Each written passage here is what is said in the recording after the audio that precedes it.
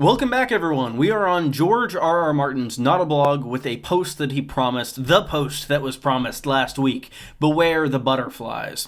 This goes into the butterfly effect of House of the Dragon Season 2, and I'm going to go through it today and kind of recap what he thinks and give my thoughts on his thoughts as to Season 2 of House of the Dragon as a whole. He starts out by kind of elaborating on earlier posts. Specifically, he talks about thinking about Maelor the Missing and Blood and Cheese.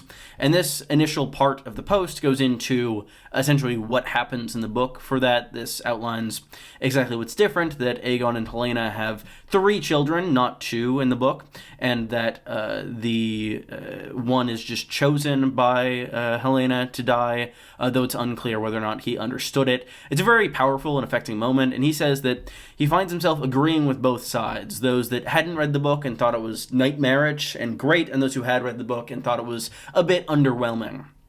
I kind of agree with him here. It's not how it happens in the show. Baelor doesn't exist. It's unclear if he will exist. Showrunners have been ambiguous on that, but given the news about Aegon's sausage in the season finale, it does seem quite unlikely that he'll actually be someone who actually exists. Instead of offering her own life to save the kids, Helaena offers a necklace. I do think this is a lot weaker, and I do think this is an element of it that people really didn't discuss when episode 1 had aired, given that they were just focused on the changes and didn't notice that, hey, Helaena is, instead of offering to die for her children, offering something that's, worth some money, but really not worth a ton, not worth the life of your kids.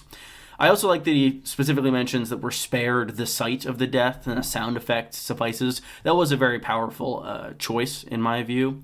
But yeah, let's see. He still says he believes that the scene in the book is stronger. Readers have the right of that.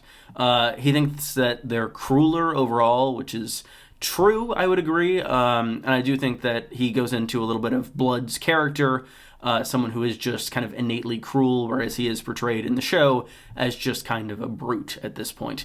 He also says that Book Cheese is worse. Despite the dog kicking, he is the one that tells Maelor that his mom wants him dead. Honestly, I didn't read Book Maelor, super evil. Book Cheese to me doesn't read as like super duper evil, like that's just kind of a quip. I think that Book Blood is really the one who's the worst. I do think that his point about Helaena is probably the best point he makes in this section. I think that she really seems more disconnected from her children in the adaptation than she does in the book, which is not great. Sophie's choice aspect, yeah, that's I would agree. The choice is the strongest element, and I think that by denying that, it's something that really makes the show a bit weaker in this scene. I've also heard concerns about people saying that, like, oh, they can't traumatize a young actor like this, but the scene as it currently plays out, the children are asleep, so they could easily do that, have just dummies in the beds for the kids, not have any kids involved at all, and still have Helaena choose, and then have the scene play out pretty much as it was supposed to. This next section is fascinating. Martin has never been this candid about the process of a change from the book before. Given the fact that there were so many changes in Game of Thrones, it's really weird that he's now being so candid about the changes to House of the Dragon. He specifically walks through the process. I'll read this segment. When Connell first told me he wanted to do, I argued against it for these reasons. He didn't argue long. Change weakened the sequence, but only by a bit. Kids would slow down the show, essentially, and that the budget was already an issue. Ryan assured him that we would not lose Maelor or just postpone him. Helaena would later give birth to him in Season 3, presumably after getting with child late in Season 2. Which is interesting.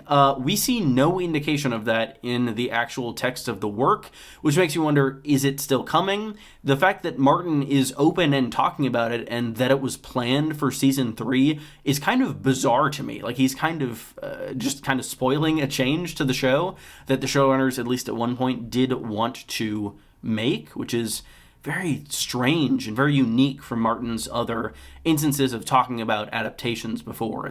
It's frankly kind of bizarre, and I'm not really sure why he's doing it. Maybe he's just getting more honest as time goes on, but I do appreciate his thoughts, and I think he's in the right of this as well. He then goes into the reason for the name of the post, that being the butterfly effect. The removal of this young prince is going to have a larger impact down the line. He has a spoiler warning here for the future of Fire and Blood and House of the Dragon, and I'm going to issue the same spoiler warning, as this is a very interesting kind of series of insights. He lays out the influence of small events on a larger story. The butterfly effect is a pretty common thought. It's the idea that if a butterfly flaps its wings somewhere, it can create a storm elsewhere. The lesson being, as Martin says, that change begets change. Even small and seemingly insignificant alterations to a timeline or a story can have a profound effect on all that follows. Maelor is young in Fire and Blood and doesn't actively affect the story because he's 2, but he does have some massive ripple effects throughout it, specifically given his later journey and eventual, spoiler, death. This ends up being the journey of Willis Fell, who is a character that we have, I believe, had introduced in the show, and there are thoughts on... Willis Fell delivers Jahara. I was reading the wrong part of the post. Rather, I believe it's Sir Rickard who ends up taking Maelor, who we have met. He was the one in the woods with Alicent during episode 7, and he talks about some of the issues that come about from the removal of Maelor, specifically that maybe it could be replaced, maybe this could happen in the show, but there's really no concrete way to do it. You could make Rickard's ward be Jahara instead of Maelor. I've seen some fans pitch that idea as well, but Martin raises the excellent point that Jahara can't be killed, and the important part of that arc is that Maelor is killed, as all of these elements follow after as kind of a domino effect from that event. As we know that Jahara's survival is very important to the future and end of the story. With that said, it's unclear exactly what's happening. Martin says that from what he knows, it seems to be what Condal is doing here, just being that both Thorn and Fell are sent with Jahara, so she has 2 guards. It's simpler, and it takes out an element of the story, but as he says, simpler is not better. I think this reads to me as being very jaded by Game of Thrones seasons 5, 6, 7, and 8. Things were removed for the sake of simplicity, say Lady Stoneheart or Aegon or Jon Connington, and Bitterbridge is what's being removed here. And I think it's a really good scene and I don't know if it in and of itself is super important as a scene, but its impacts are crucial to the progression of the story. And while, you could do that in a number of other ways, it's unclear how exactly they're going to, as Martin has laid out this series of events as such, and it's unclear what further changes will be made, what other butterflies will be flapping their wings. So it's very interesting. He talks about Helena's death here as well. Oh, wow. I hadn't looked this far ahead at this point, and this paragraph is really strange. In Ryan's outline for Season 3, Helena kills herself for no particular reason. There is no fresh horror, no triggering event to overwhelm the fragile young queen. He's just straight up spoiling stuff. Like, this isn't like, he's spoiling what happens in the book. He's saying that this is what happens in Ryan's outline for Season 3, which is bizarre. It seems like he's kind of trying to shoot the show in the foot here. Like, yes, there are issues with the butterflies that are a-flapping here, given that this is a massive issue with the story, but it's strange. It seems like he had such goodwill towards the show as early as the beginning of it and as recently as the beginning of this season, and it's strange that, like, I don't know, he's really not giving any benefit of the doubt here. Like, it's clear that the writing situation around Season 2 was quite fraught, given the writer's strike and given just the many elements working against it, most notably HBO's budget cuts and cutting the season from 8 episodes down to 10, but Martin is taking it out on the writers a lot, which is strange given that he had pretty much no vocal criticism towards David and Dan with Game of Thrones Season 8. Rather, he just kind of, vaguely alluded to his criticisms thereof. I'm going to read this final section in full and then give what I think is an important thought about it. Maelor by himself means little. He is a small child, he does not have a line of dialogue, does nothing of consequence but die, but when and where and how, that does matter. Losing Maelor weakened at the end of the Blood and Cheese sequence, but it also cost us the Bitterbridge scene with all its horror and heroism. It undercut the motivation for Helena's, I don't know if I can say that word on YouTube, and that in turn sent thousands into the streets and alleys, screaming for justice for their murdered quote-unquote queen. None of that is essential, I suppose, but all of it does serve a purpose. It all helps tie the story together, so one thing follows another in a logistical and convincing manner. What will we offer fans instead once we've killed these butterflies? I have no idea. I do not recall that Ryan and I ever discussed this back when he first told me they were pushing back on Aegon's second son.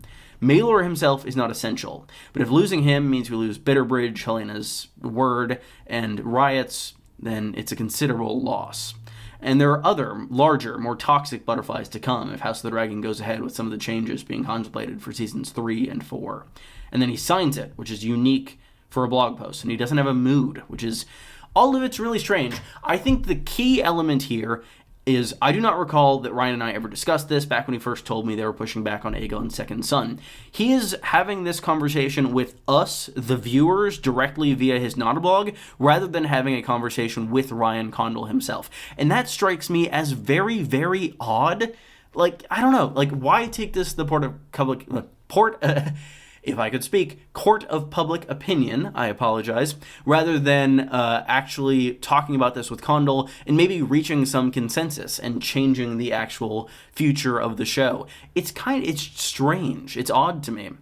It's unlike anything Martin has ever done before, and it's unclear how this will affect the future of the series. If I'm Ryan Condal, I might be kind of pissed by this, that rather than kind of talking to me about the issues he's having, he is instead airing this sort of dirty laundry in public. Not only is he questioning your decision-making, but he also is kind of vocally sharing your outline for the future season of the show. Honestly, if I'm HBO, there might be some issues there too. This is just... It's unprecedented, as I've said before, and I'm really not sure what to make of it. With that said, I 100% agree with his criticisms. I think that a lot of the issues in the changes made to House of the Dragon are that they lack consideration for this butterfly effect that they're going to have on the future of the book. They're creating further problems for themselves down the line, and they're really not learning from the sins of the father, from the sins of Game of Thrones. With that said, I don't think the changes made here or in the show in general are as bad as Game of Thrones Season 8, and I think that in general, changes from the source material are just better in relation to Fire and Blood than to A Song of Ice and Fire, as A Song of Ice and Fire is an excellent text, whereas Fire and Blood is a history book which has its gaps and has its flaws. So overall, these are some really interesting thoughts. I'd love to hear your opinions in the comments below. While you're down there, be sure to leave a like and subscribe. It really helps the channel grow, and I'll be back to talk about much more A Song of Ice and Fire in the very near future. Thank you, everyone.